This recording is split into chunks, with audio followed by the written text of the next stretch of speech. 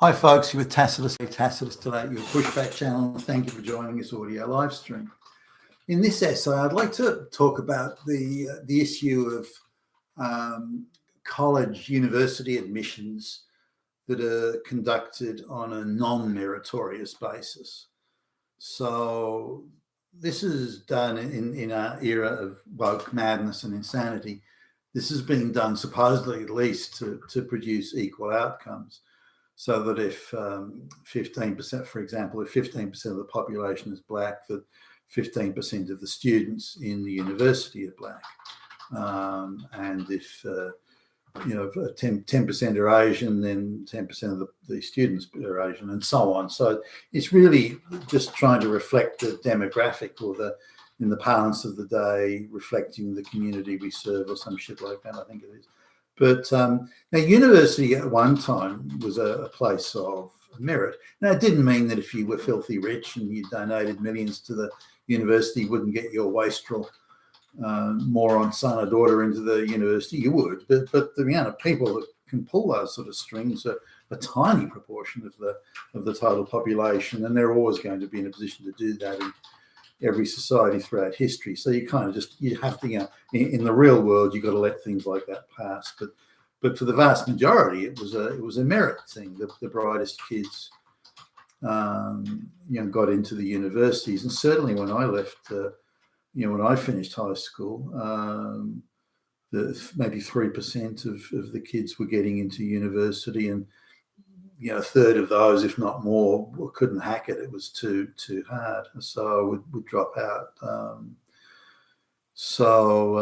Being a diligent student, I sort of didn't worry too much myself. But there were kids there that they wanted an active social life, and they really just couldn't do the work. They probably could have if they'd applied themselves, but some had got in on what would have been the very early auspices of affirmative action, and they couldn't hack it. But so once that was realised, of course, standards got lowered and lowered and lowered in order to get that.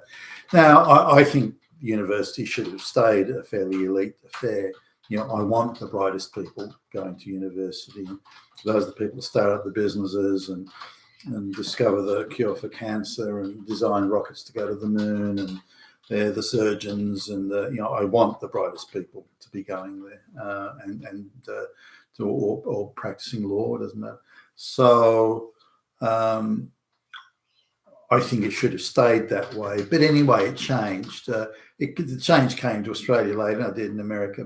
But I remember as a kid, and I've mentioned this before in high school, that the teachers' unions, who were very, very strong in the day, and still are, by the way.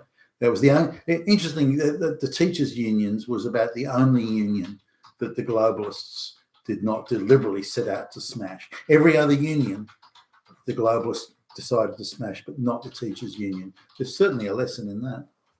Now, what they did back in the day, this is sort of as high school's coming to an end for me at least, and so what they did was I got detention on that day. The teachers were having their meeting, and they're in the teachers' sort of common room, and it was a hot day, so the doors and windows were open, so I could hear everything that was going on. And because the speeches they were making were so impassioned, it drew my attention to. They'd spoke sort of softly and just talked about general administrative issues I never would have noticed, but because it was obviously a big drama was unfolding, and so what the teachers were debating was how to change outcomes.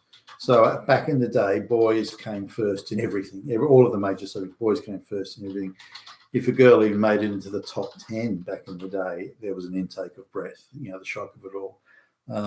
And there was this girl who later on became quite a prominent lesbian activist. She got into the top 10 on whether it was something I don't know. And she was. She got a mention in the school assembly or something. And there was, so and so got into the top 10. So that was how rare it was. And the teachers were arguing, or some of them were arguing, that situation was bad, that there should be equal outcomes.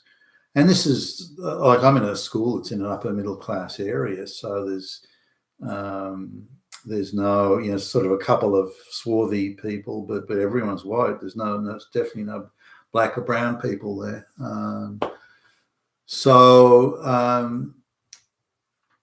It was an all white gig, and therefore gender was the issue rather than race. There was a bit of a class issue, but not too much. A little bit, but it wasn't a big. Most of the, not all, but most of the people there were reasonably well to do. The waterfront properties type thing.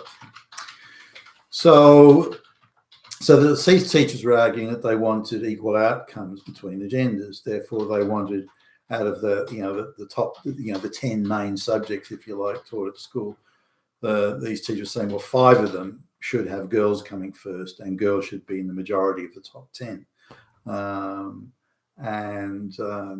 They conceded it wasn't possible to achieve that by measuring exam results only.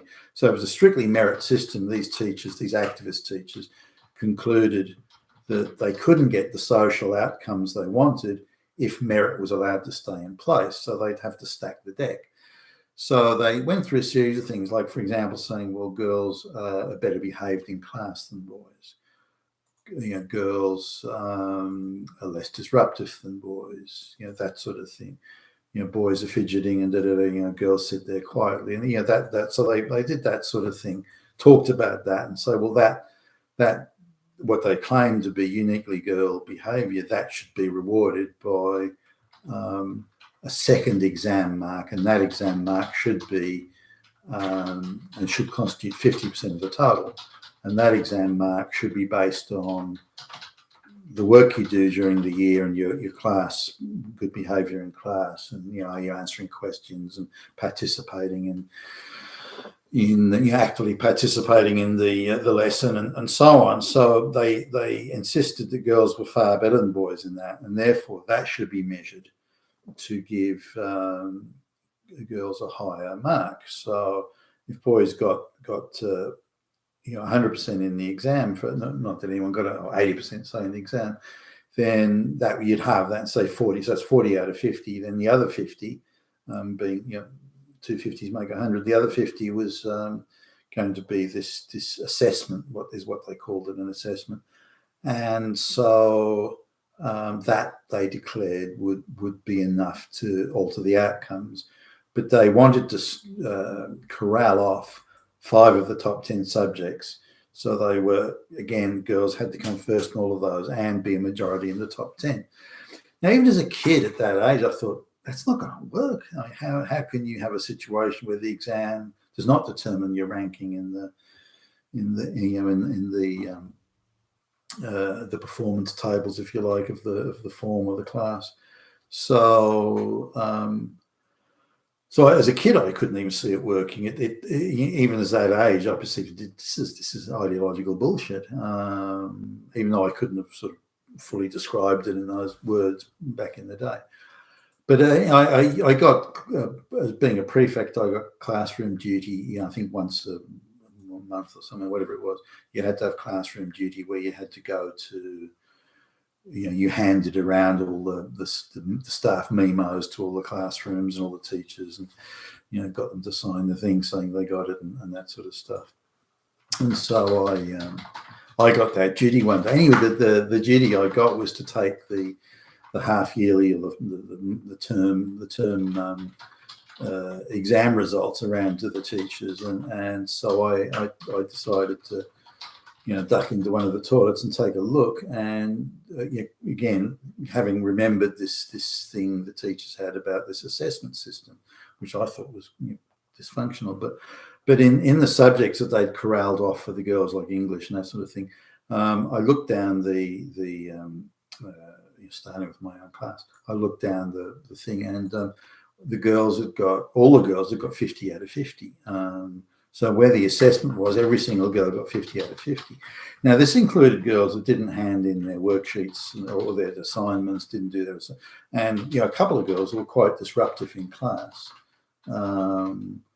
And so I thought, well, hold on a minute, they've all got 50 out of 50. So even back then, the teachers' unions were treating people as tribes.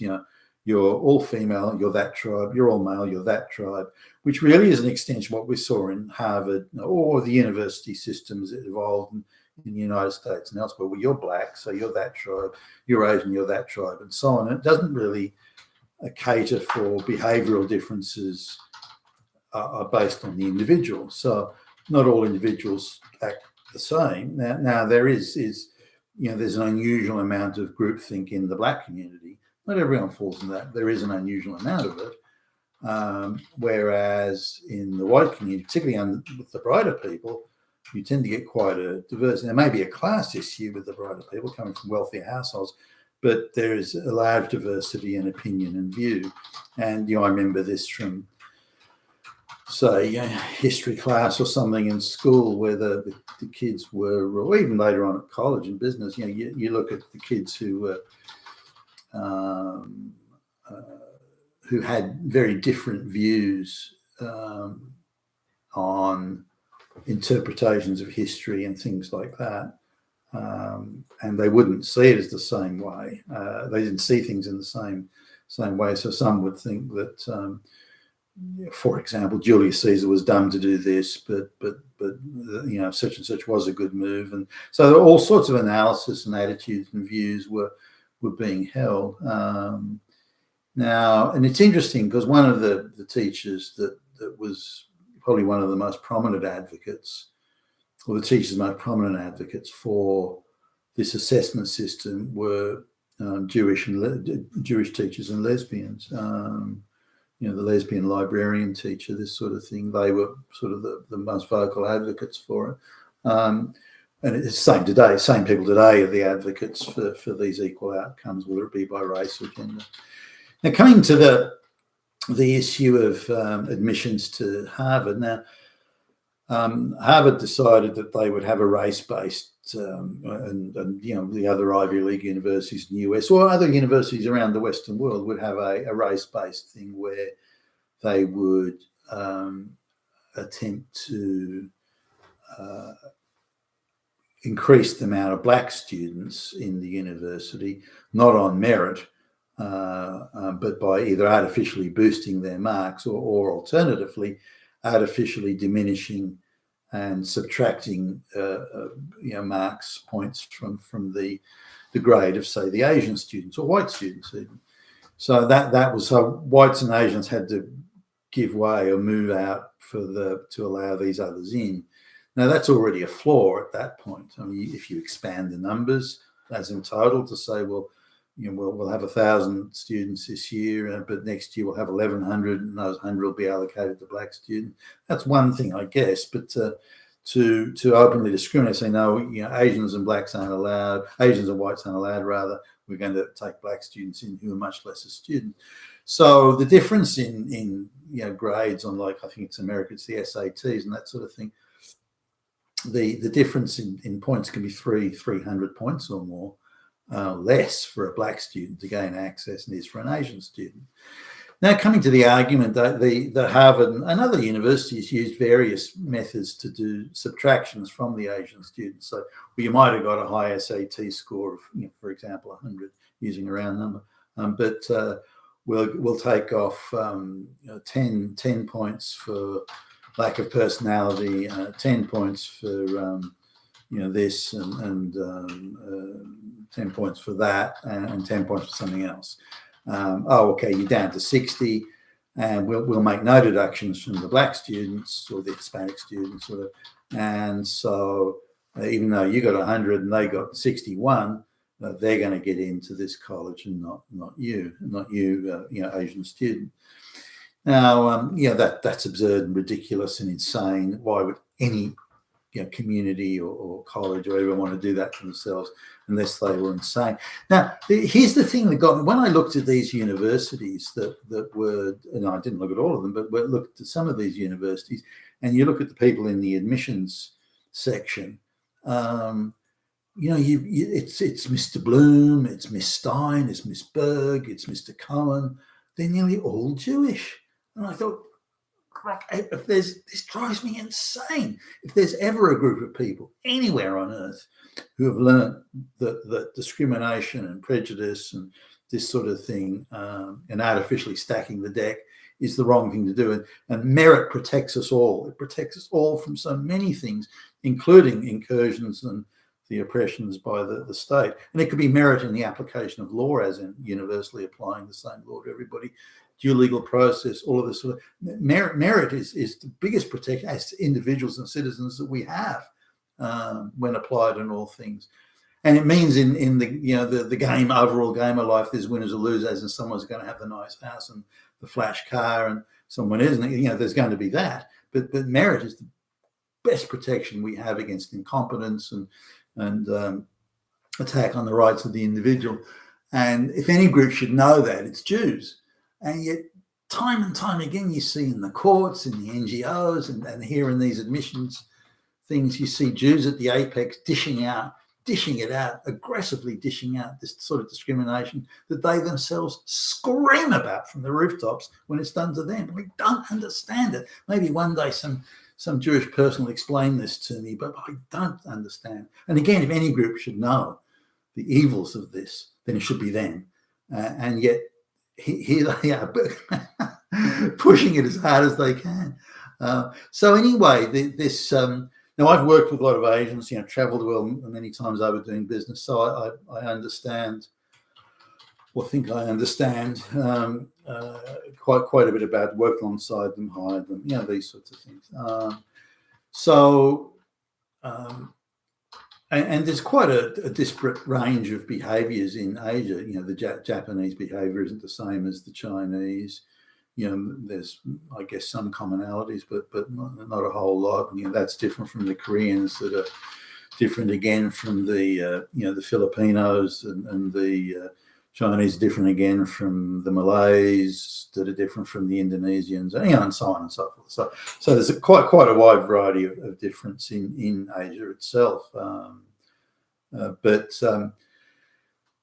Asian students generally, given that they have quite an emphasis on education, but in its own sake, not because it relates to any practical necessity in their life. I mean, unless, for example, they're studying, I don't know, robotics, and they want to be a robotics engineer, you get that. But generally, the Asians perceive high quality, high standard of education, as in rote learning in particular. They're very much into rote learning.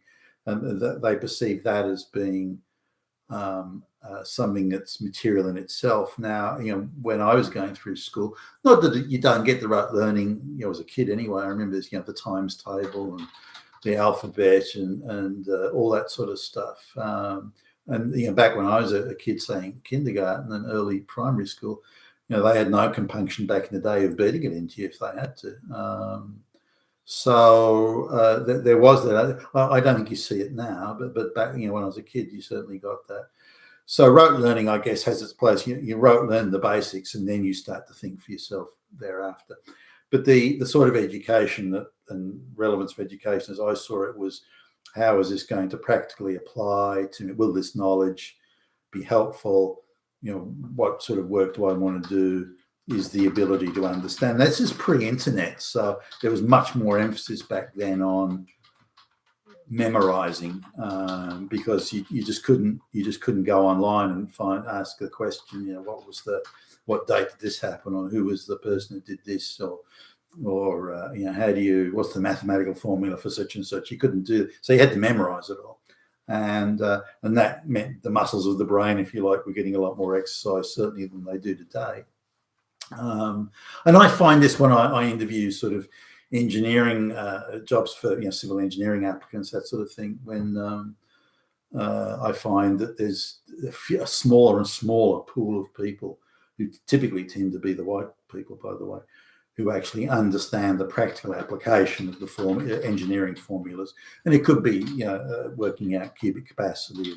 I've got to dig out a hole that's 100 feet wide by so many deep, and working out the cubic capacity of that. That could be in, say, a large earth moving excavation project.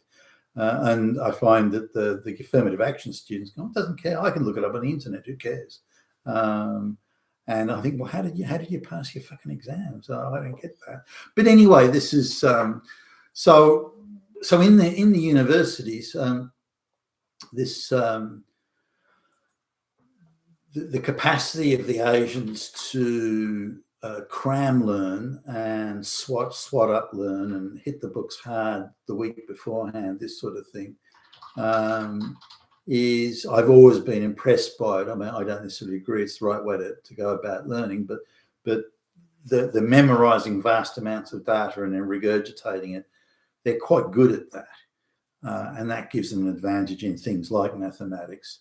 And now I'm sure if the brighter Western kids hit the books with the same intensity, they would do it. But I've seen a kid. There was a Chinese kid. I've seen this actually more than once. There's a Chinese kid. I think it's first year high school, second year high school, something like that.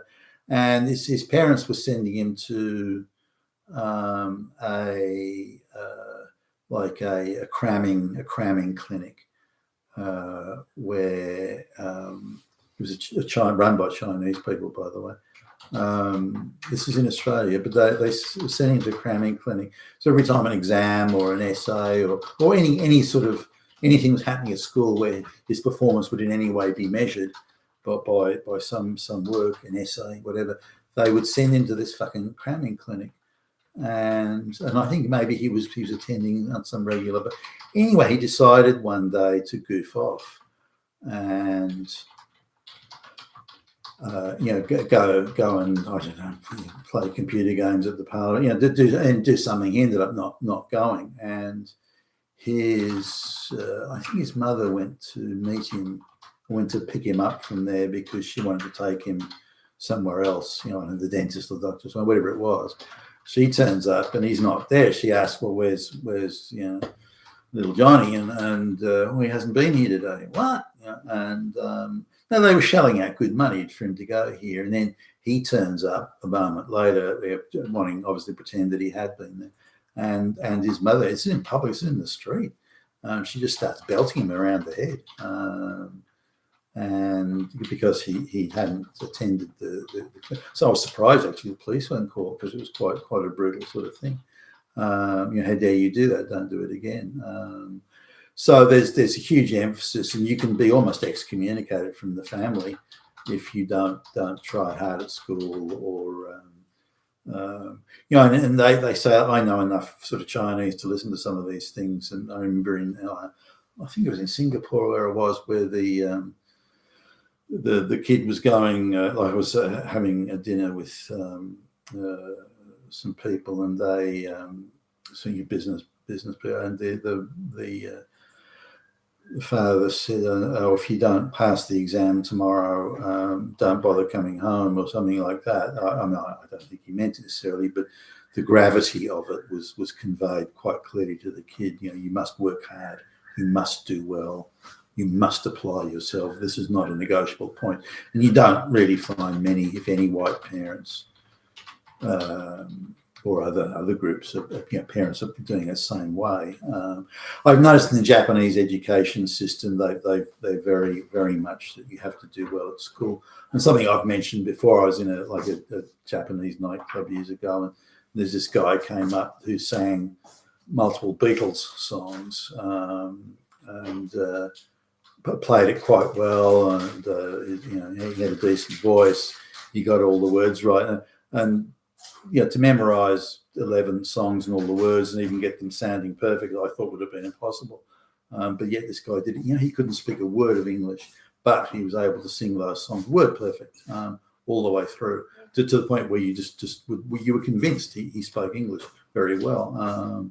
But there you go. So he had that rote learning thing. I noticed that in a lot of Japanese, and it's in a way it's impressive. Now, they don't necessarily understand it. Like he sang all these songs in English, but didn't understand a word of English. To me, I'd have gone one step further to understand what the words were. He didn't know, and he couldn't even speak a word of English. I mean, he couldn't say hello to me and have a nice day. He couldn't, but he could do that. So this rote learning thing has its limitations. Now, the should rote learning be considered as acceptable as entrance to college? Well, in some subjects, maybe not. In others, then it possibly has its place. But I see the limitations of rote learning, and I've dealt with people who have rote learned things, the Asian people, Japanese people, and they rote learn things, but they don't really understand what they're doing. They don't understand what they're talking about. They can follow a precise procedure list.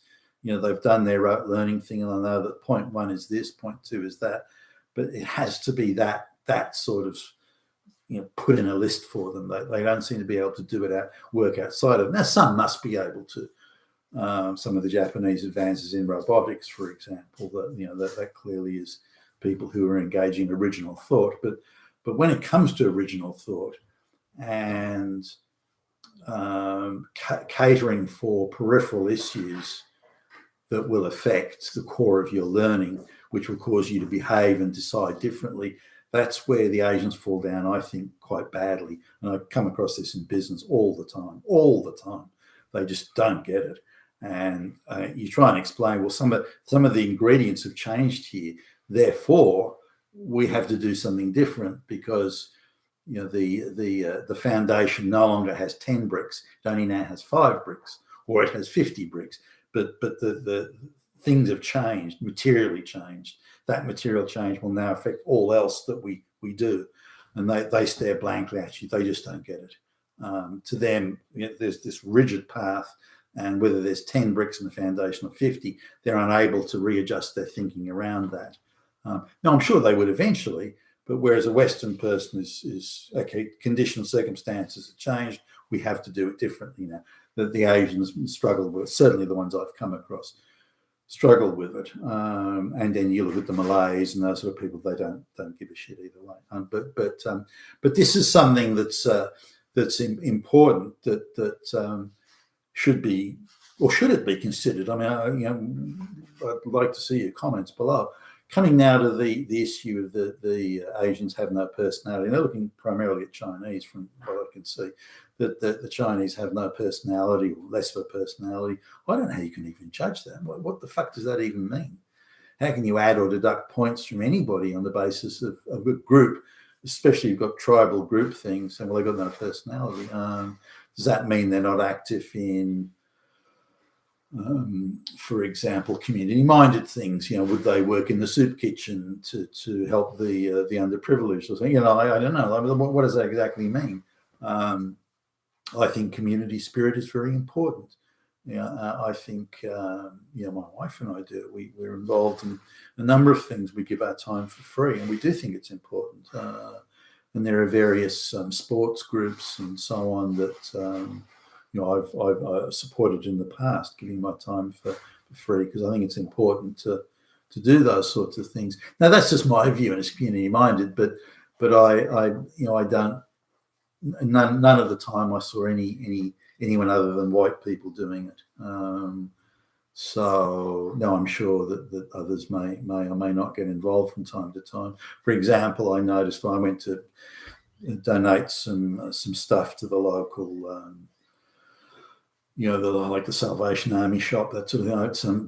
Donate some stuff to there. I noticed that one of the people in the back was Asian, so maybe they're helping out. I don't know. Maybe they're a subcontractor that gets to have first take of what's in the pot in return for distributing it around the other shop. I don't know, but there was an Asian person there. But I think the deductions against the Asian people that are made from there, I think they're arbitrary. I think they're not really defined, or not defined sufficiently, at least.